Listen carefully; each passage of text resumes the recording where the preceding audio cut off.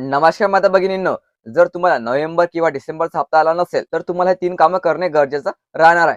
पहिलं काम, तर तुमचं आधार सेटिंग, तुमचं डी-बी-टी हे ॲक्टिव्ह आहे की डिॲक्टिव्ह आहे, हे तुम्हाला बँकेत जाऊन चेक करावं लागेल किंवा ऑनलाईनद्वारे पण चेक करू शकता. नंबर 2, तर जर तुम्ही माझी लाडकी बहीण या योजनेच्या वेबसाईटवरून आपला अर्ज भरलेला असेल, तर तुमच्या प्रोफाईलमध्ये जायचं.